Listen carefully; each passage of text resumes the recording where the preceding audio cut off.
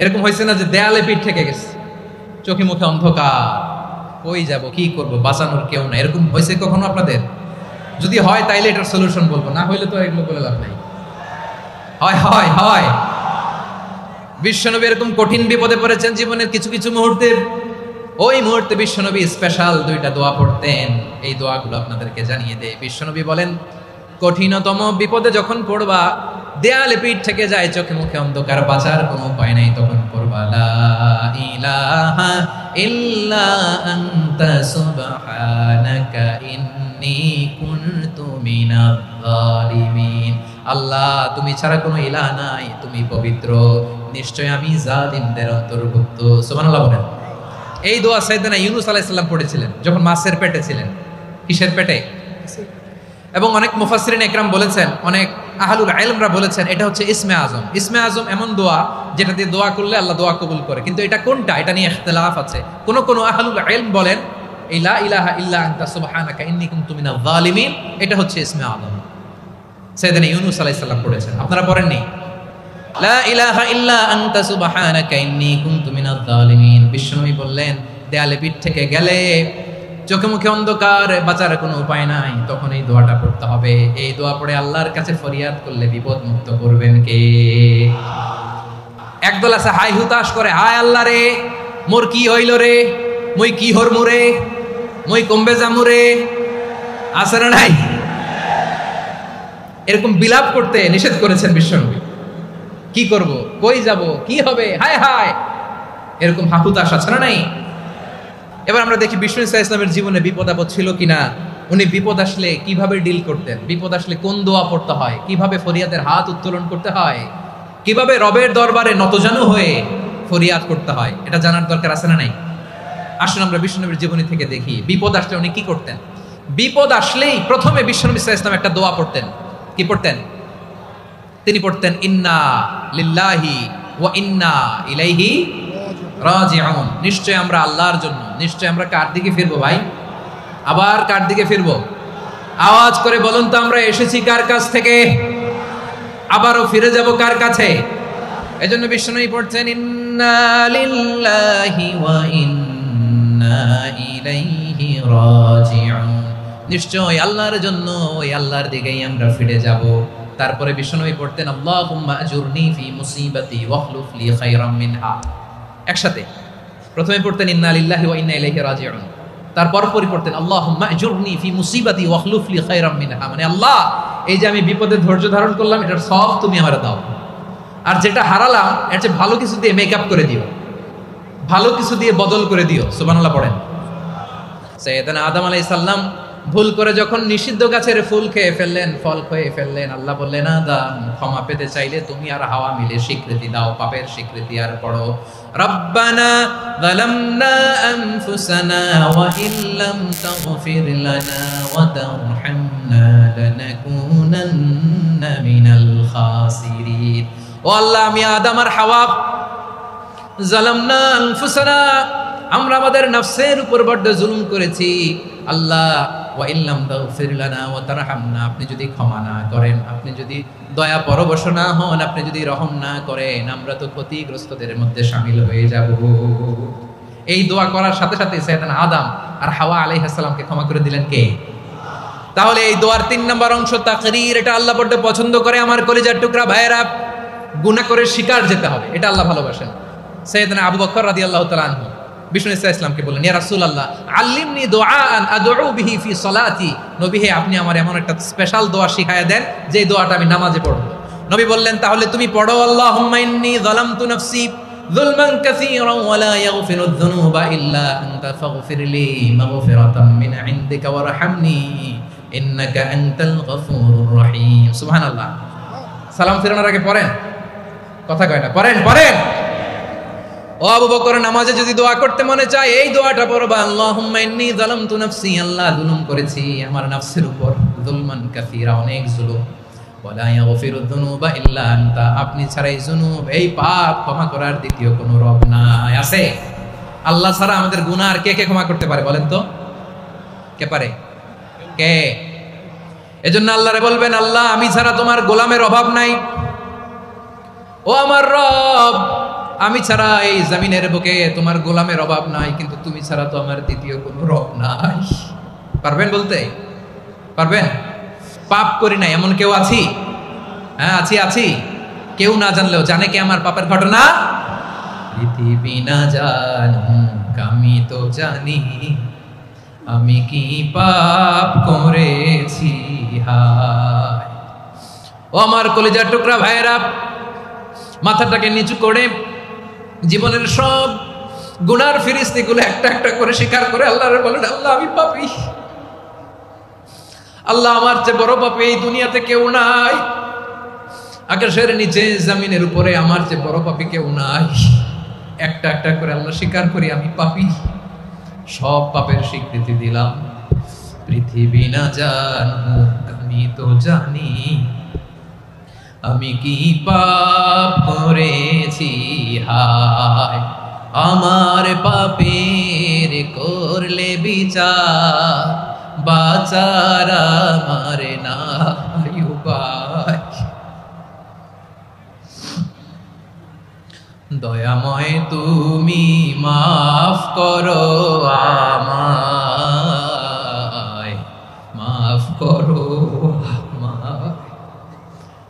আল্লাহ তাআলা যদি দয়া করে আমাদেরকে মাফ না করে, আমাদের বাঁচার কোনো উপায় নাই। আপনি কি ভেবেছেন আপনার নামাজ দিয়ে আপনি জান্নাতে যাবেন? আপনি তাহাজ্জুদ গুজার, সেজদা দিতে দিতে কপালে দাগ ফেলেছেন, এটা আপনারা জান্নাতে নেবে না। আপনি এলাকার সবচেয়ে বড় হাতেম তাই দানশীল, এই দানের ভরসায় বসে আছেন, কশিন কালো না। আমাদের নামাজ, আমাদের রোজা, আমাদের ইবাদত, এগুলোকে মিজানের পাল্লায় উঠালে কোনো ওজনই হবে না। তবে আমাদের একটা কৌশল জানা আছে, আমরা আল্লাহর রহমতের ভিখারি। আমরা সেদিন আগেই গুনার স্বীকৃতি দিয়ে দেব। আমরা বলবো, আল্লাহ তুমি প্রশ্ন করার আগে তোমার একটা কথা বলি, আমারে কিছু জিজ্ঞেস করো না, আমি সব করেছি। এমন কোন পাপ নাই যে পাপ আমারে দিয়ে হয় নাই। তোমার রহমত দিয়ে তুমি জান্নাতে পাঠাবা, তোমার দয়ায় জান্নাতে যেতে চাই, আমল দিয়ে না। পারবেন বলতে? কিয়ামতের দিন আমরা বলবো, আল্লাহ আমার আমল দিয়ে জান্নাত চাই না, আমি তোমার দয়া দিয়ে জান্নাত চাই। তোমার দয়া ছাড়া আমার কোনো উপায় নাই। কারণ আল্লাহ যদি বিচার করে, বাঁচার কারো উপায় নাই। আল্লাহ যদি বলে ফেলেন তুই এটা করলি কেন, ওখানে গেলি কেন, কোরআনে 1000 বার নিষেধ করলাম তারপরেও এই পাপে জড়ালি কেন, এরকম প্রশ্ন ছুড়ে দিলে আমার উত্তর আছে? বাঁচার কোনো উপায় আছে? রোজ হাসরে হে আল্লাহ আমার করোনা বিচার, আল্লাহ করোনা বিচার। বিচার চাহি না তব দয়া চাই, এ গুনাহগার করোনা বিচার। আপনার আমল দিয়ে জান্নাতে যাবেন? কি দিয়ে যাবেন? আল্লাহর দয়া দিয়ে। আল্লাহর রহম আর দয়া ছাড়া কেউ জান্নাতের চেহারাও দেখতে পাবে না। আমার প্রিয় ভাইয়েরা, এই দোয়া আল্লাহর কাছে পছন্দনীয় হওয়ার কারণ 3টা। দোয়ার প্রথম অংশে আছে তাওহীদ, আল্লাহর একত্ববাদের ঘোষণা। এই দোয়ার দ্বিতীয় অংশ আছে তাসবিহ, আল্লাহর প্রশংসাসূচক বাণী। এই দোয়ার 3 নম্বর অংশ পাপের স্বীকৃতি। তাহলে আমরা সবাই গুনাহগার। আমরা আল্লাহর কাছে পাপের স্বীকৃতি দিয়ে বলবো, ও আল্লাহ ইন্নী কুনতু মিনাজ জালিমিন, আমরা জুলুম করেছি, পাপ করেছি, অন্যায় করেছি, আল্লাহ বুঝতে পারি নাই, শয়তানের ওয়াসওয়াসায় পড়ে, বন্ধুর পাল্লায় পড়ে, নফসের খায়েশ মেটাতে যে আল্লাহ করে ফেলেছি। তুমি গুনাহ না মাফ না করলে আমাদের গুনাহ মাফ করার দ্বিতীয় কেউ নাই। ঠিক কিনা বলেন? আমার প্রিয় ভাইয়েরা, বিপদে পড়লে বিশ্বনবী আরো একটা দোয়া পড়তেন, লা ইলাহা ইল্লাল্লাহুল আযীমুল হালিম, লা ইলাহা ইল্লাল্লাহু রাব্বুল আরশিল আযীম, লা ইলাহা ইল্লাল্লাহু রাব্বুস সামাওয়াতি ওয়াল আরদি ওয়া রাব্বুল আরশিল কারীম।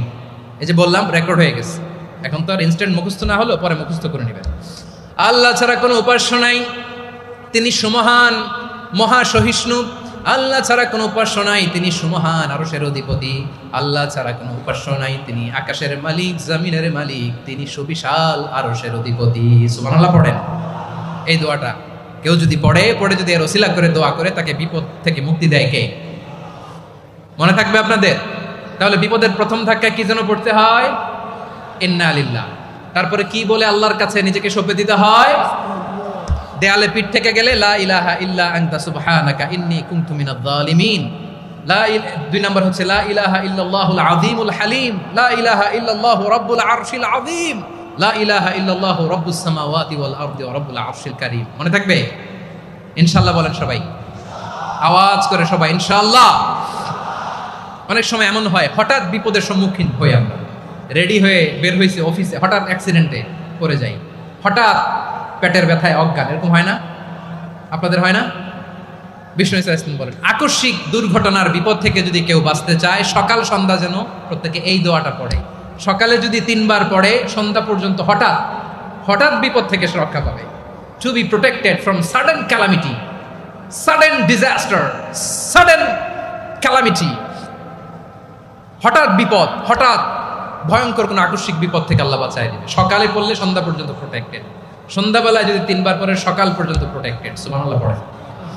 দোয়াটা কি?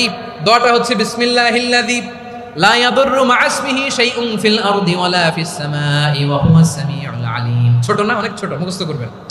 বিসমিল্লাহিল্লাযী লা ইয়াদুররু মা ইসমিহি শাইউন ফিল আরদি ওয়ালা ফিস সামা। ওই আল্লাহর নাম নিচ্ছি যে আল্লাহর নামের বরকতে আকাশ জমিনের কোনো কিছু কারো কোনো ক্ষতি সাধন করতে পারে না। তিনি সর্বশ্রোতা সর্বজ্ঞ। সুবহানাল্লাহ পড়েন। পড়বেন এই দোয়াটা, বিসমিল্লাহিল্লাযী লা ইয়াদুররু মা ইসমিহি শাইউন ফিল আরদি ওয়ালা ফিস সামাই ওয়া হুয়াস সামিউল আলীম। ফজরের পরে 3 বার, মাগরিবের পরে 3 বার যদি কেউ পড়ে প্রোটেক্টেড, যে কোনো হঠাৎ বিপদ থেকে প্রোটেক্টেড। প্রোটেক্ট করেন কে? ওই আল্লাহর নাম নিচ্ছি যে আল্লাহর নামের ওসিলায় আকাশ জমিনের কোনো কিছু কোনো ক্ষতি করতে পারে না। সুবহানাল্লাহ পড়েন। এবার আমাদের জীবনে দুশ্চিন্তা আছে না নাই বলেন? Tension, hyper tension, anxiety, depression, চিন্তা টেনশন নাই এরকম কে কে আছে দেখি? হাত তোলেন। ওই যে হাত তুলছে এক আল্লাহর ওলি, ওই যে টেনশন নাই তোমার, মাশাআল্লাহ। ও না বুঝে তুলছে, জোকের চোটে, জোশের ঠেলায় ধাক্কায় তুলে ফেলছে। সবার জীবনে টেনশন আছে না নাই? এই দুশ্চিন্তা, পেরেশানি, মারাত্মক পেরেশানি থেকে মুক্তি পাওয়ার জন্য বিষ্ণু ইসলাম 2টো দোয়া পড়তেন। কয়টা? অনেকগুলো পড়তেন। স্পেশাল 2টো দোয়া আজকে আপনাদের শিখায় যাবো, শুনবেন না? কষ্ট হচ্ছে? সংক্ষিপ্ত মুনাজাত দিয়ে দেই। ওরে আল্লাহ, আমি তো 9:30 ক্রস করে ফেলছি মাসুদ ভাই, খেয়াল করে নেই। আরো কয়েক মিনিট? ঠিক আছে, ঠিক আছে।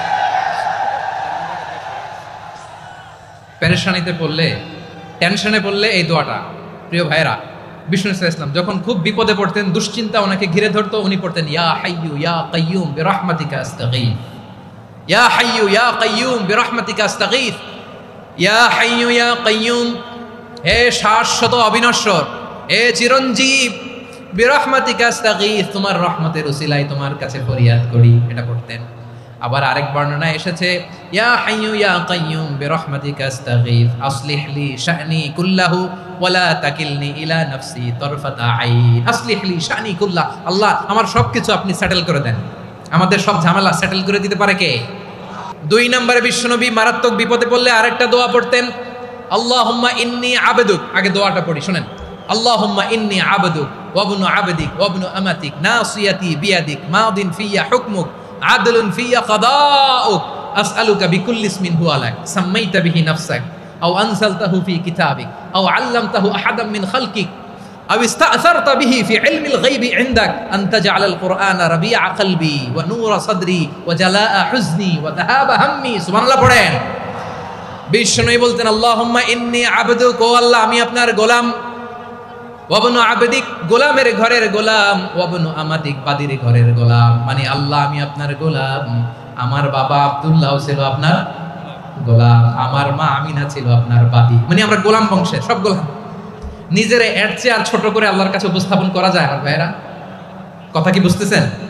নিজেকে এর চাইতে ছোট, নগণ্য আর তুচ্ছ করে আল্লাহর সাথে প্রেজেন্ট করা যায়?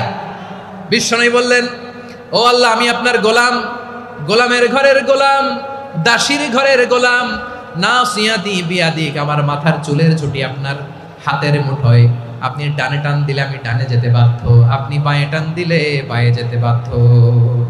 সুবহানাল্লাহ বলেন।